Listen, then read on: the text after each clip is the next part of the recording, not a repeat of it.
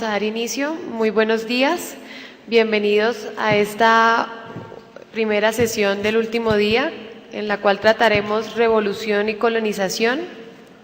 Para ello nos acompaña el profesor Francisco Ortega, profesor de la Universidad Nacional de Colombia, el profesor Medófilo Medina, profesor de la Universidad Nacional de Colombia, y la profesora Vera Bailer, profesora también de la Universidad Nacional de Colombia, quien moderará esta mesa. Les damos la palabra. Muchas gracias.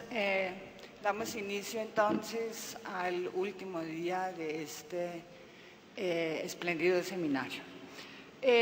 La organización de la sesión de la mañana, vamos a tener 3 exposiciones, hacemos 2 de a 45 minutos, luego algo de preguntas, discusión, el tinto, y después otra exposición con su respectiva discusión.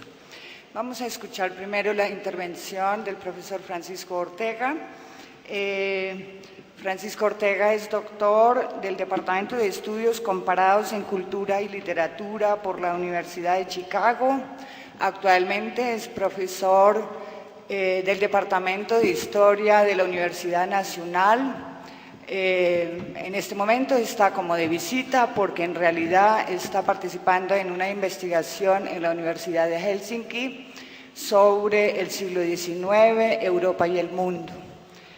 Sus intereses se centran en la colonia, pero trabaja también otros campos como el de la filosofía de la historia. Medófilo Medina es doctor en Historia de la Universidad Lomonosov de Moscú. Es profesor emérito de la Universidad Nacional, ha trabajado muchos años en el Departamento de Historia, está centrado en principio en la historia colombiana del siglo XX, ha expandido sus intereses al campo de la comparación, historia comparada, y está ahora concentrado en la comparación, el estudio comparado entre la historia de Venezuela y de Colombia. Lo demás lo contará él mismo. Doy la palabra entonces a Francisco Ortega para su exposición. Muchas gracias, Vera.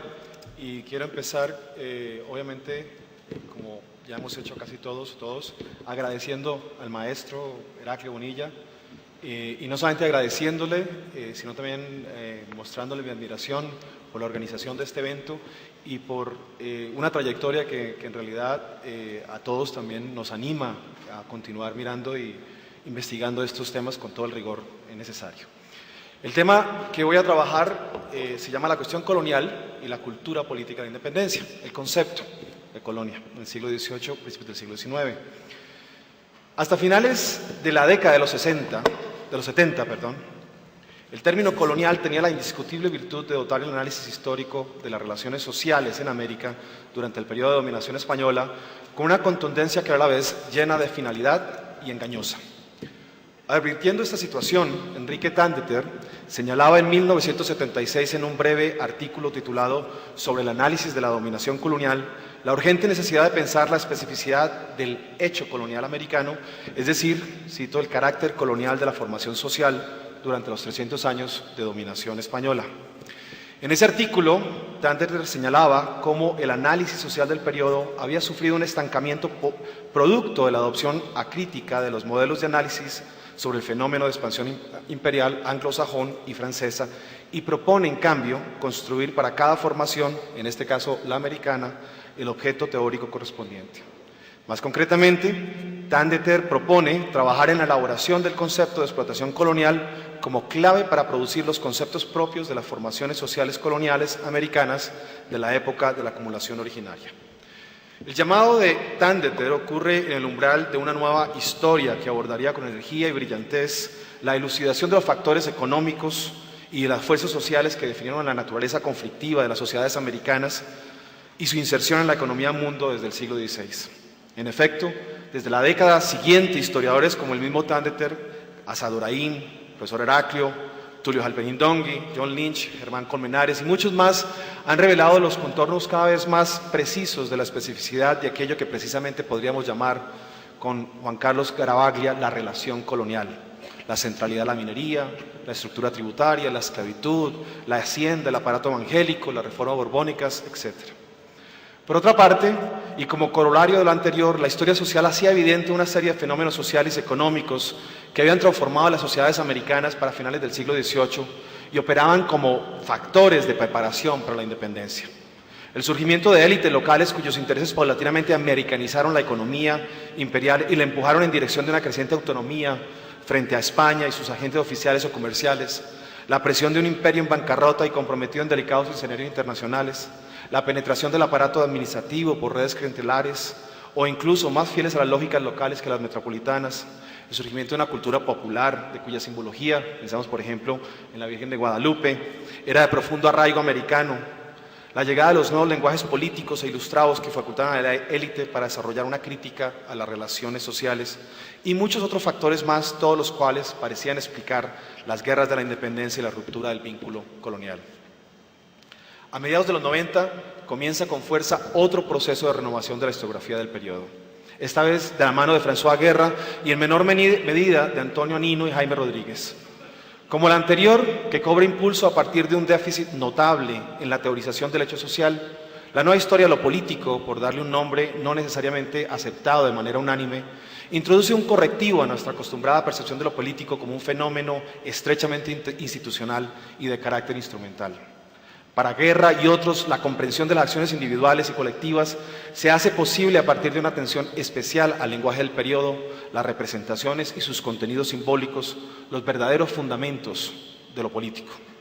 El objetivo, por lo tanto, será entender mejor las motivaciones e intenciones de los protagonistas, pues la reproducción social, argumenta esta historia, no depende exclusivamente de las estructuras sociales, sino que debe contar con la participación de los sujetos en tanto actores sociales. El ejercicio revisionista ha replanteado la centralidad de los fenómenos sociales arriba detallados en tanto factores causales del proceso de la independencia. Para sus practicantes, el llamado de Tandeter a teorizar las formaciones sociales dependientes resulta, en el mejor de los casos, enigmático, en el peor, anacrónico. Para entender mejor este argumento, veamos su desarrollo en un artículo que publica Annick Lamperrier, colega y colaboradora cercana de Guerra, en el número 4 del 2004 de la revista Nuevo Mundo, Mundos Nuevos, de la Escuela de Altos Estudios de París. Lamperrier impugna el término colonial como uno de esos conceptos anacrónicos que responde más a un uso ideológico que a una descripción científica del periodo y por lo tanto cuestiona la eficacia de esa condición relativamente objetiva que la historia social había identificado como colonial con relación a los hechos que marcaron el comienzo de la independencia. Es decir, un poco el argumento es, si los actores del momento no se percibían como colonizados, ni se veían como participantes de una sociedad conflictuada por las relaciones coloniales, entonces esa condición no podía ser considerada un factor decisivo para explicar los procesos de independencia que se daban a continuación. Lamperrier señala que desde las primeras fechas de la llegada de los europeos a América, hasta por lo menos principios del siglo XIX, el término colonia significa, siguiendo la antigua convención romana, un asentamiento que se establece fuera de su comunidad política original. Colonizar, escribe Lamperrier, significa, la cito, ante todo poblar, una migración y una fundación que no implicaba la dominación de un pueblo sobre otro, sino la toma de posesión de un territorio. Cierro cita. Esa visión de poblaciones, que son extensiones de la matriz europea, habría facilitado en parte la evolución de una institucionalidad y cuerpo jurídico en el que las provincias americanas hacían parte integral de la corona española. A su vez, a esa institucionalidad le correspondía un sistema de adhesión y participación corporativo en la monarquía que no era impuesto ni el resultado de la fortaleza militar de la corona, sino de una sincera pertenencia por largo tiempo elaborada y que contaba con la participación de amplios sectores sociales, desde los criollos hasta las castas y los indígenas. Por eso, dice Lamperrier, es más apropiado comparar a la Nueva Granada con Aragón o Nápoles que con Haití, las posesiones británicas o el Caribe, o, lo que se considera aún más desatinado, con la dominación colonial impuesta por Inglaterra sobre la India a finales del siglo XVIII.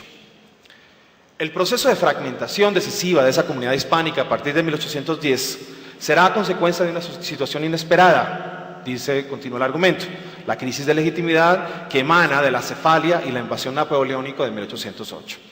Aún más, dirá François Guerra, la reacción inicial, unánime, idéntica a ambos lados del Atlántico, será la de jurar lealtad al rey. En ningún momento los americanos, criollos o de otros estamentos de 1808 se presentaron como sujetos colonizados enfrentados en una lucha por la liberación nacional. El futuro rumbo de las sociedades americanas estará marcado por las lentas mutaciones políticas que ocurren entre 1808 y 1825 y que son el producto no del nacionalismo americano violentamente reprimido por siglos, sino de la corrosiva y convulsa penetración de la modernidad política europea en las sociedades tradicionales americanas. Y las guerras civiles no son más que la disputa por el poder de españoles de ambos lados del Atlántico en un escenario donde la nueva lógica política se va a desarrollar de manera inexorable. En todo caso, en palabras de Lamperière, he aquí el punto medular. En aquel entonces, y hasta bien entrado el siglo XIX, colonia y colonial no tenían ningún contenido ideológico. Hasta aquí, resumiendo un poco el argumento de Lamperière y igualmente algunas de las posturas más conocidas de la escuela digamos, por decirlo así, la escuela de François Guerra, que ya han sido, en todo caso, repasadas en algunas otras ponencias durante la semana. Continúa Lamperière, la condición colonial es un mito del periodo de la independencia. Los patriotas criollos, la cito, señala, renegaron de su pasado de colonizadores y colonos para hacer suya la condición de colonizados y crear la valoración negativa del periodo de pertenencia a la monarquía hispánica. Un mito cuya génesis se puede ubicar entre 1810 y 12, como efecto calculado de los criollos americanos para desplazar las autoridades virreinales y poner en marcha sus propios proyectos políticos de autonomía. Lamperière señala, rematando, que de colonia colonial se pasó en el siglo XIX a colonialismo, con lo cual la cuestión colonial entró de plano en el campo de la ideología y de la política. Ahora bien, si aceptamos esta conclusión, nos vemos obligados a preguntarnos, ¿es posible aún hablar hoy de la cuestión colonial como tan incisivamente se anuncia en el título de este simposio? ¿No tendríamos que renunciar a la convocatoria que nos hacía Tandeter en 1976 y que nos renueva Heraclio en el 2009? Pero antes de profesar cualquier renuncia,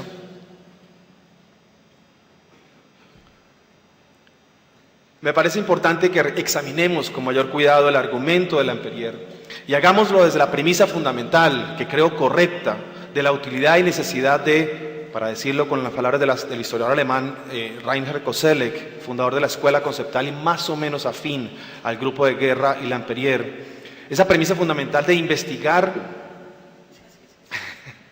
los conflictos políticos y sociales del pasado en medio de las limitaciones, de la limitación conceptual de su época y en la autocomprensión del uso del lenguaje que hicieron las partes. Una mirada a las definiciones tempranas del vocablo colonial parece en efecto confirmar el argumento de Lamperière. Según el Diccionario de Autoridades de 1729, el término colonia significa población o término de tierra que se ha poblado de gente extranjera, traída de la ciudad capital u de otra parte. Definición que es prácticamente una repetición de la que aparece en el Diccionario de Covarrubias en 1611 e incluso en las etimologías romanceadas de San Isidro, primero manuscrito más o menos aproximadamente del 630, pero que es reeditado durante el siglo XVI, aún alrededor de unas 10 veces, ¿verdad? Y esa continuidad de esa misma definición da cuenta de una estabilidad semántica de largo plazo. Corroborando esa larga duración, el Diccionario de Autoridades añade: los romanos llamaban también así a las que se poblaban de nuevo de sus antiguos moradores. En toda España fueron en aquel tiempo 25 las colonias que se deben entender de ciudadanos romanos. Notemos que en esta definición la colonia tiene connotaciones positivas, hacer un reconocimiento que el Senado le otorgaba a las poblaciones reconocidas como notables en el dominio imperial. Los habitantes de las colonias hacían parte de la República y eran reconocidos como ciudadanos, miembros partícipes de la comunidad política del imperio. Inclusión que ya aparecía explícita en el vocabulario español latino de Nebrija en el 95. El conono es el ciudadano de la colonia. Esta definición correspondía, no sin tensiones y ambigüedades, con sus usos en el contexto americano. Los territorios adquiridos por la conquista en el siglo XVI ingresaron en condición de reinos de Castilla al dominio de la monarquía. El término de colonia, cuando presente en las codificaciones legales, por ejemplo en las leyes de Indias de 1680, designan y reglamentan las varias formas de poblar los territorios ya integrados.